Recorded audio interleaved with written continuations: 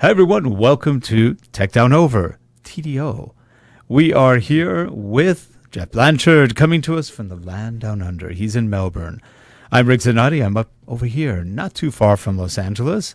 We're also joined by Harold Muliati, who's in the dark right now. I think he'll be coming on later. He's running the video switcher in studio.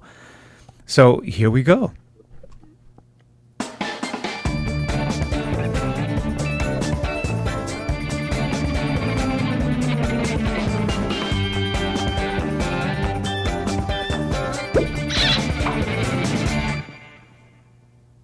This show is sponsored by Relate Corporation at www.relate.com, your training and video partner. Hello, I'm Peter Baker. Please visit voiceovermasterclass.com to see details of the training courses I have on offer for new and existing voice talents to further their career by enhancing voice and technical skills, as well as essential marketing tips. Hey, Geoff, how are you? Good, thank you. Oh, and what have you got in your hand there? So what is this one? Do you know what camera this is? I'm doing it from the side, so it's kind of hard to tell. Well, the Canon EOS, the new one. Canon, what is it? R. Yeah, the EOS. R. Yeah, I can't remember. Now this has on it, right, and right now we have on it the 17 to 55 millimeter. It's an EFS lens, but this is the lens. Mm-hmm. This lens is the one of the most recommended on the C200. C100, okay. C5, because it's a just nice wide lens, and they say it because it's of the EFS lens. It's got a little bit wider view than when you get the full screen of the full frame lenses. So we got this one. We got the C200. Right now we have it on the ESR, and it's a really nice. It's a hefty lens. It feels really well built. It's about $600 lens, which is not bad for what you get. And I think we got it a little bit on sale, but it was like $500 maybe. Now Canon today, Canon's on a roll. I think they're so embarrassed with how they've been insulted in the whole marketplace for all these years, and frankly, rightfully deserved. You know, there's nothing they didn't ask for that they didn't get. They said they're not going to be left behind anymore. They want to be the top camera manufacturer. They are the top camera manufacturer. They sell more than everybody combined, but they want to be considered the top again. They don't want to be made fun of as much. They said, we will no longer lose because of lack of technology, which means Sony's probably crapping in their underwear right now. And they probably should too, because they put out things so fast, but you know, they're not always putting out the best things, and they still have ergonomic issues, some color issues. And by the way, before you send nasty notes, we've had all the Sonys in here. We've had the A9, we had the A7 Mark. We don't have the brand new Sonys, but we had them all before, and we had all the a lot of the lenses, and we sold them. We bought them with our own money. We sold them with they're good, but they didn't meet our needs. It just wasn't anything that made us that happy. They're very good at focusing. They were really, really good at focusing, but there was just something there that wasn't the best for us. For you, maybe it's the best thing ever, and we hope so. The cameras, when we sold them, sold very quickly, and nobody complained. They're very good cameras. But I started out with Canon, and I guess I'm still kind of a Canon guy. I went Nikon for a little bit. It was okay. But I like, the Canon was very good for, Nikon was very good for pictures. Video, not so hot. The lenses were good, but they were kind of clunky and a little bit slower. And that's why they weren't that good for video, probably. But I had the D750 and I had the 810 and the D810. They're great cameras. The D750 had probably the best feeling grip I've ever felt in my life. Even though Canon has good ergonomics, that one was just special. And it took gorgeous pictures. It was so sharp. And I was shooting mostly with the Tamron 24-70 on that one. Wow, it was great. But Canon said we're not going to be left behind anymore. We are going to be number one. This year, they're planning on coming out with the EOS R5. That's a mirrorless. That's going to be a mirrorless flagship. 8K recording. 8K. Oh. That's pretty cool. And it'll downsample to 4K. Nobody's got 8K, I think, at the DSLR or mirrorless level. You're not paying a fortune for. That's pretty neat. I think the Panasonic S1H is, I think that's a 6K sensor. So anyway, interesting stuff. Canon on the rise. They came out with a new camera. I guess it's called the T8i. That's one of the Rebels. T8i. I think Harold's got some stuff on it. There it is. Now that $899 with a lens, not the best lens. It's the 18 to 55 millimeter STM lens, which costs about maybe $150. But not a bad lens. It's a good video lens. You can take pretty good video with it. Not the best pictures, but it's okay. But for $899, you get 7 frames per second, which is actually faster than the EOS R. Is apathetic. With full dual pixel autofocus. You only get 5 to 4 on the EOS R with full pixel, dual pixel autofocus. So Canon is doing some stuff, and this shoots 4K 24p. Finally, the Rebels are starting to get 4K. Think about this. Yeah, it's good. It's good that Canon's starting to do that, because it's horrible to see. Remember, like in audio, Pioneer used to be everything. If you couldn't go past, it was like the Canon of audio, Pioneer, and then when they did DV, couldn't go past them, but they sort of did what Canon was doing, just sat on it. Oh, we're the best. Mm-hmm. You'd never hear of them now. No. They're sort of pretty and they're around, but they're very niche, and nobody buys them. Kenwood, remember Kenwood? Remember Kenwood Electronics? That was another thing that was another Pioneer. They were Pioneer's biggest competitor out here, and they're only like blocks away from each other. We have done work with Kenwood before in the past, and the great stuff, but they didn't keep up with everything else going on. Took too long to adapt.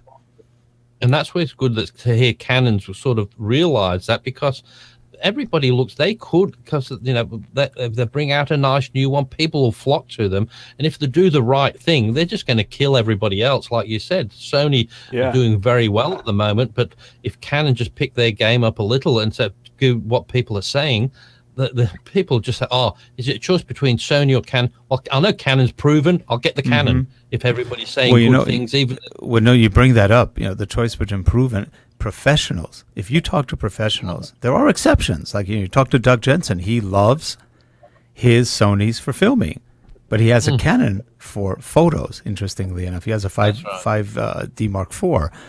But I know a lot of professional corporate video shooters and some cinema guys. They all shoot C100, 200, 300, 500. And I asked them, why? Why do you shoot that over some of the other brands? They go, they never break.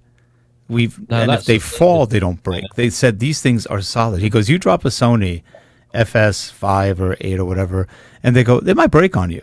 He goes, these things don't break. And Harold is proof. I was there once when Harold accidentally missed. Actually, you were trying to get it on the tripod. Sometimes they're hard to get on. They're heavy. And with the 5 DSR, it went flying to the floor, bounced, and nothing, not even a scratch. The floor had emergency called on it, but the 5 DSR, nothing. Yeah, that's amazing. And you had a lens on. He had a 50 millimeter lens on it, and it didn't shear off. It didn't break off. The lens wasn't even damaged. No, I still use that lens very often, and it's totally fine. That is a testament to engineering workmanship. Really, the aluminum bodies they have, or magnesium alloy bodies they have, are really strong. And wow, you go on the field, you're shooting a professional video or a photo shoot, and you drop a camera, which happens all the time. That one's not going to break on you. I dropped my Panasonic GH5 once by accident. It fell it went flying out of a bag. And the lens sheared off. The camera had no damage, but the lens sheared off of it. I went, oh my gosh. And, no damage at all to the camera. Nothing. I mean, I think the GH5s are pretty solid. They are. As well. They are. GH5 family. And they have magnesium alloy bodies again. Yeah.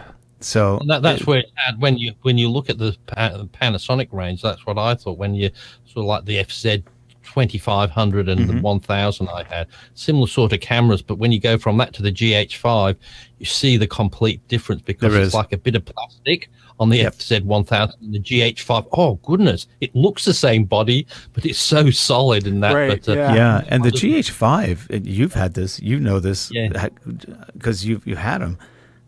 The ergonomics is so good on this. Is the EOS R, which also has good ergonomics, but the GH5 rivals this. They're as good as any Canon ergonomically. They have great grips. They're balanced, and they just feel good in the hand. But I don't know if you've heard on at your end, but here they're talking about Panasonic and Sony. They're talking about going out of the TV line in Australia, not again trying TV. to getting out of or going into. No, getting out of it, not producing it, not sending any to Australia for Panasonic and Sony because they said it's not worth it these days. Well, you know what's funny? In the U.S., Panasonic disappeared with TVs. They're gone. They're not even gone. Sony still sells a lot of TVs. We have a Sony. We got, about 3 years ago, we bought a 75-inch Sony top-of-the-line TV. Oh, it's beautiful. And we have an LG 55-inch OLED, which, again, is beautiful. But to me, the Sony is a little bit better. They have, I think they have 12 or 24 zones. So you never get, zones darkening or brightening. It's all very level. It's the correct colors. But they have a hard time competing with Samsung and LG. Even though they're that good, they don't compete as well here in the States for some odd reason. And LG is going...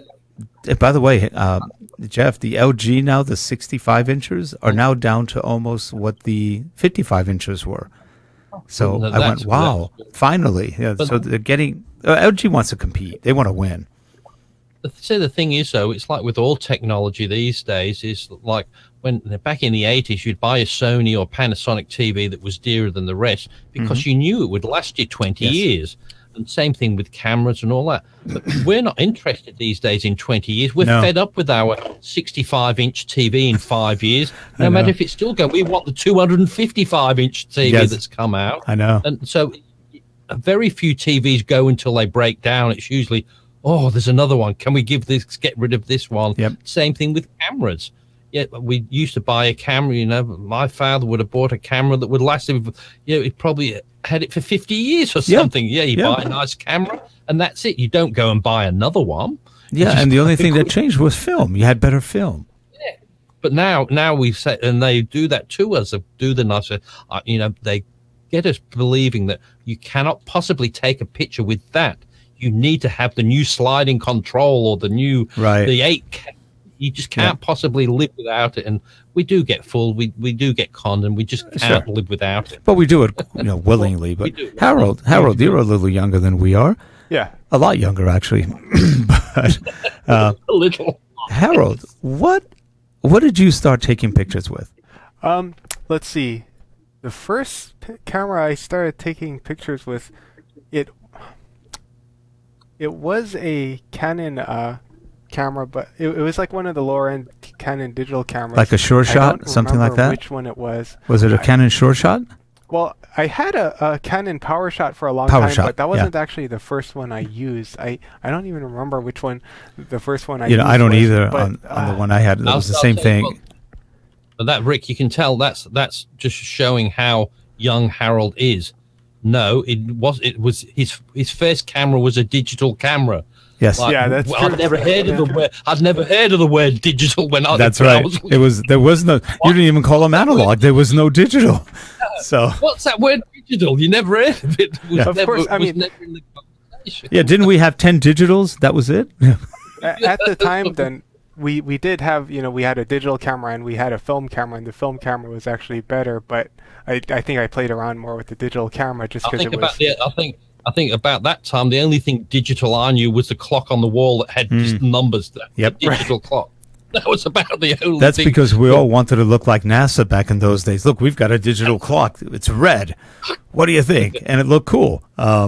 Okay, so Harold, so you had your first digital camera. What did you get after that? Well, so the one that I used for the longest was I had a Canon PowerShot SX110IS. And they were good. Let me grab a picture of that just so I can see what it looks like. Well, I had a PowerShot. I had one of those original PowerShots, and they were actually really nice. Yeah, I don't think this was a first generation PowerShot. I don't remember what generation it was. I had my first PowerShot. Well, actually, before that, I think they had a different type of PowerShot. I had a PowerShot G9 when I started, and it was great. Yeah, I've heard of the G9s too. The one that I had was. It's low resolution picture, but this is what it looks like. And I I really liked that thing. I used it for more than 10 years. So you jumped from the from this power shot to what'd you get then? So I mean, the next camera I had after this was the 5DSR. Oh, so you jumped from this to the big behemoth all in one fell swoop. I mean, the thing is, like, very different cameras, but I mean, the reason I got that particular power shot was because compared to the other power shots, then it had all of the manual controls, mainly through menus, but it did let you do everything you could, full manual control with custom white balance. So did you practice like lifting weights for like 5 months before you got the 5DSR? It's actually not that heavy, but it is a good sized camera. It's actually a really nice weight for a camera because it's a little more stable just holding it. It's not much lighter than this or heavier. This is a little lighter, but not by much. One of your earlier cameras, Rick, you had that earlier Samsung, the one that Tony Northrop. I had it for a very short time, camera of the decade, and I sent it back because I heard the rumor that within a week or two, the 4K version was coming out. I said, I don't want this. So I sent it all back to B&H. I said, I'm sorry, guys, but the 4K camera is about to come out. And I don't think it ever came out. Wait, which camera was that? That was the NX, was it NX1? I forget, but what he was saying, though, at the time, that it was the best thing ever out, but it was just too early. It was a beautiful camera. It had a beautiful 1080p video and pictures. Ergonomics were good. It had a lot of functionality. I actually liked it a lot, and it made picture taking so easy. But like I said, I didn't want to buy an old one, and 2 weeks later the new one. So and B&H said no problem to send it back, and they let me send it back. But the other one never came out. I don't know if it ever came out after that.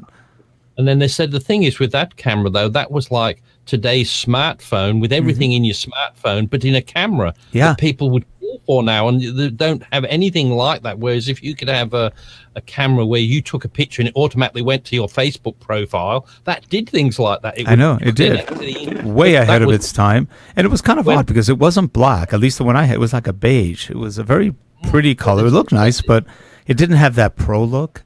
But it was a nice camera. Articulating screen, the whole thing. Yeah, that is true. At some point, all of the digital cameras, all of the cameras started being black, basically, right? Yeah, well, that became the sign of professional. Early 2000s, a lot of them were silver, actually, or that's at least had silver. Yeah, they had the silver top usually. Yeah, and then they were coming out with some silver cameras or other colors, and they still do to a point. Yeah, and a lot of that was also geared to get the female market, because they wanted different colors. They didn't care.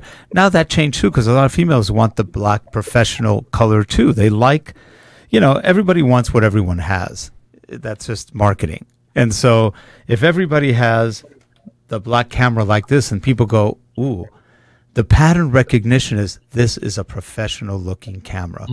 Yeah. And that's why, because if you get one that's like silver or white or beige, they go, it doesn't look professional. But then even then, Rick, that goes the other way, that if you've got a Canon camera and if you have a beige lens, that means you're even better than professional. That's right. You have no fear of looking stupid. No, but it means because if you've got those, the big lenses, because the bigger expensive lenses are all beige. Beige and silver, yeah. So it says you've got a Canon, but that just denotes that it's better than the other ones. Yeah, I was taking the 70-200 Canon version 3 home today just to practice this weekend with it. And that's the same thing. It's not so beige anymore. I think is it like a silver white or? It's kind of got gray. Maybe more grays. Gray trim, I guess. But it's still kind of beige. It has the double colors, but it looks good. A lot of people complain, the photographers, that it should be dark because you stand out a lot with that camera. I used to go on the soccer fields with our daughter, and I'm staring. I don't care about the game. I'm looking at the photographer going, man, I want that lens. Yeah. It's like, what is that? Yeah, and they're shooting with either the 70-200s or more often than not the 200-400. Wow. And the shots they get, you'd be standing next to them and you hear, wow. Oh, wow. That was so cool. And then afterwards, of course, we'd all buy the images of the girls playing. And it's amazing how well some of those images came out. I mean, it was perfect focus. That's before they had dual pixel autofocus. Yeah, but the thing is, the perfect focus, when you've taken 10,000 shots, you're bound to get it right. 50 shots out of that. So. That's true. Speaking of the camera color thing, it just reminds me that, some of the more basic point and shoots, like some of the more basic power shots, they'll actually make them in bright colors. Like this one is the SX620, and my sister actually had one. I forget which model it was, but yeah, Sarah had one that was like a bright blue, and so I guess that it is sort of an indicator. Maybe there are certain colors, like if you have a little bit of a gray, then sometimes that can be a professional thing. But yeah, the black camera thing is very much a indicator at the moment. But, you're quite right though, Harold. Like the nice bright and sparkly colors are marketed. It's a quick grab one to put in your handbag, your suitcase, your pocket. Yes. It's one of those things that say but it's the best one to show that you. And those are the sort of thing. Oh, I'll grab one of them because I can put that in my bag. Yeah, and that's what I don't know. We do get that feeling. So, get that nice shiny red camera out to take a picture. Yeah. Now, before we run out of time, we wanted to talk a little bit today about the Atomos Shinobi. Now, Shinobi, how Atomos calls everything either a samurai or Shinobi. I'm surprised they haven't called anything a geisha yet, but so far it's all about, killing machines. So the Ninja 5 or V, is a very good monitor and recorder for cameras. It's a 5-inch monitor with the ability to record up to as much as your SD, not card, but your SSD can actually put in. You can put real size SSDs like the ones that go into laptops. And it's a beautiful monitor. It's got 1,000 nits of brightness, so you can go outside and you're not blind. You could see perfectly in sunlight with it, which is so well worth it. Now, behind me here, I'm pointing at it here. I'm touching it right there. I don't know if you can see me. Yeah. This is the Shinobi. Shinobi also means ninja. It's another word for ninja. So Shinobi is the same thing as the Ninja V or 5 with no recorder. So it does have an SSD card slot or an SD card slot, so you can update it. But it doesn't have any USB to record with or to send back, and you can't put in any kind of SSDs or SDXs or anything like that. It's about $300-something, and it is the same exact monitor, about 1,000 nits, that the Ninja V has. The Shinobi is very light. You can put in different kinds of batteries, but most likely it's the Sony batteries what it handles, from small to large ones. And you can also put the fake batteries in with just an empty battery shell, and it'll do the DC power, AC power. And they run beautifully. When you're outdoors with these, especially if you're shooting with DSLRs or mirrorless, it is so hard to see in sunlight sometimes because the sunlight just blanks everything out on the back LCD screen. And even with the viewfinder, you get too much bleed usually to see clearly. Well, this thing, you can have the sun behind it, you could still see clearly. It's pretty amazing. And we have it right now on the Canon C200, the cinema camera. And just to show, so this is showing what kind of over my back right now. So you see that big round orb? That is the Aperture 720D, I think version 2. And this one is in daylight mode. It only does daylight, right? On this one? Yeah, C120D is daylight. Daylight only. I think there's a they have another one that has both, right? C120, and it's like some other letter I forget that has tungsten and daylight. Bicolor. Yep. Yeah. But even though it's so big, it's got a huge... What makes it big is the huge diffuser, and it's not so bright with the diffuser. So I could sit here for hours and not go too blind from it, because it's bright. You take that off, it's bright. And this is actually the smaller diffuser that we have, because this is the mini dome. The other one was about another foot bigger in diameter, if not more. Yeah. It was like, oh my God. But the Shinobi does a really good job. You can see how bright it is from here, and we're showing a dark... I mean, it's looking at what we're seeing, which isn't that bright from here. Somewhat bright. That Shinobi, I think, will give you about anywhere from 5 to probably 7 hours of recording time with full battery, with the big batteries. And again, it is a godsend when you're outdoors trying to take either video or photos with sun. It just makes taking pictures 100% better. You lose the ability to touch your autofocus screens and things like that. So that's a negative, but you do get to see exactly what you're going to get. Surprising enough, on the EOS R, we've noticed that when we have the Shinobi on the EOS R, what shows up in the Shinobi is what you get when you look at your SDXC cards. If you shoot through your viewfinder or your live view, it's not quite the same on both of those. So we're not sure if we have some settings wrong. We've tried different things.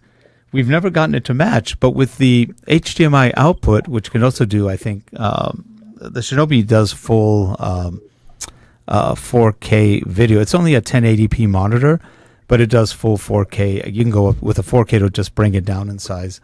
But it looks great. And the colors and what you see are what you're shooting. When you look at it later, you go, that's exactly what I saw. This is cool. Well worth the money. If you just want a monitor, it's a great monitor. And it's so light, so cheap, and so powerful. Right now, we're doing something funky on it. The back of the monitor has, well, the side has an HDMI slot, so you can put your HDMI.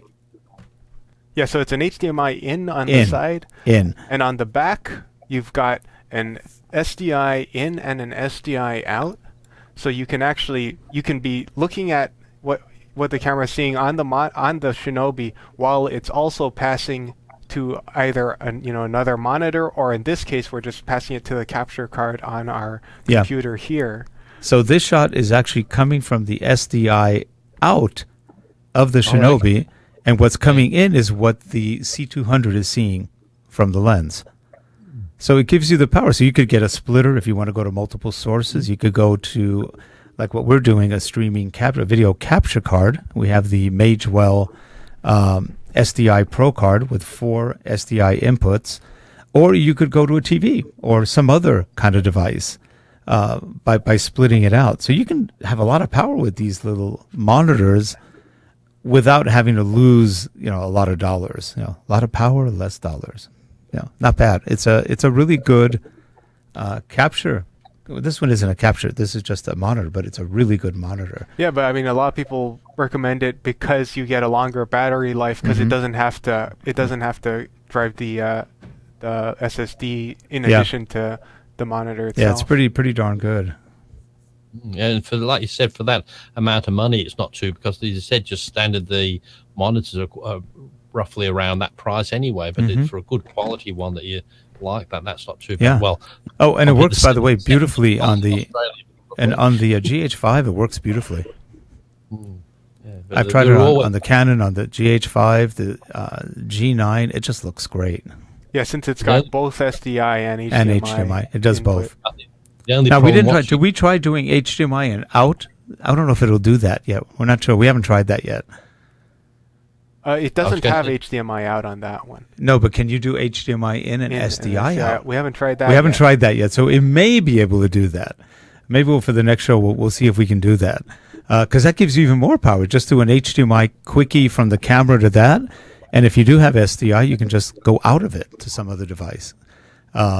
So that's kind of neat. It doesn't have an HDMI out, so you can't do it with HDMI. I don't know if it'll transfer to HDMI. Usually they're separate, what do they call them?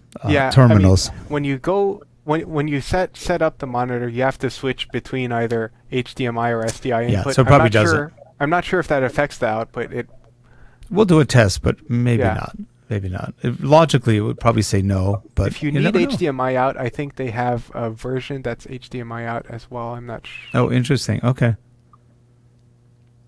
But anyway, that's it for us today on what we had to show or talk about. And by the way, we talked about this pre-show, but we just put out our our audio training, our audio basics for e-learning and more. It's called Sounding Great. And so if you're interested, we'll have a link in the show notes below. It's on Udemy. And I think right now it's on special till March 5th for $23.70 something. $12.99 it says on the screen. Oh, it went even down more. Okay, $12.99. It was originally $49.99. So I guess they're doing a special. That's good. That's not bad at all, is it? No, and it's fun. We had a good time recording it. This is a time-honored course. We've been doing this course for, oh gosh, literally close to 10 years, but we've modified it. There's much more content in this. We've updated everything. And we've taught probably hundreds, if not 1,000 people doing this course live without all the content we have on this one. And we had standing room only on this course. People want to learn audio. And they should, because audio in many ways is more important than video, because nobody wants to hear something that sounds horrible. So take a look. And I think that's how, when I first met you, I came to your audio class. You was doing that course on audio. Oh, were you doing that one at the Captivate thing? In Florida, where you came to there, and that's when I first met you, when you was doing that. Right. You and Leslie were doing the course up on stage. It was kind of a beginning version. It wasn't that complete. It was more regarding Captivate, but we were doing a little bit of that course. But it was just it was audio. It was a Captivate, but had really more to do just with audio. Yeah. The basic, because you only had, I think, a couple of hours. But we only had when we went to Tech Knowledge, we had like about an hour and a half. And this course, I think, has 2 hours and 45 minutes right now.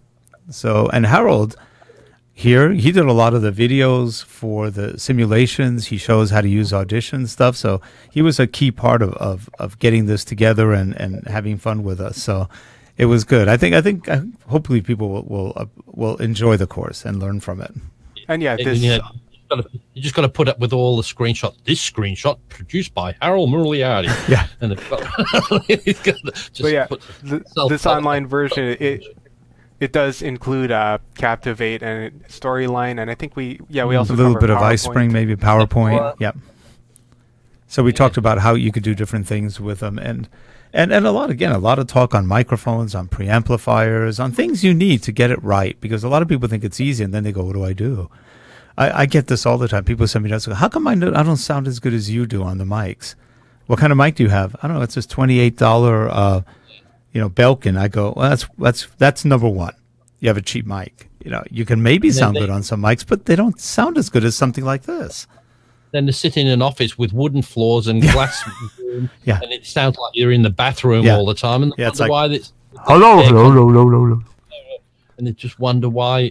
And really, with like e-learning, the same thing. If you've got great audio, you can get away with a bit of a rubbish what's on the screen is still shot on the screen. But if you're talking nicely and saying the right information, it makes it so much easier sometimes. Because if you don't, you have to do so much more work to have the screen doing it all for you with all these flying captions and all that. But if you have voiceover telling, it's much easier a lot of the time. So. Sure. But anyway, I guess that's it for us today. I know Harold's got to get going, and we have to get going. Geoff, have a great day where you are, and I'll talk to you tomorrow, probably off hours.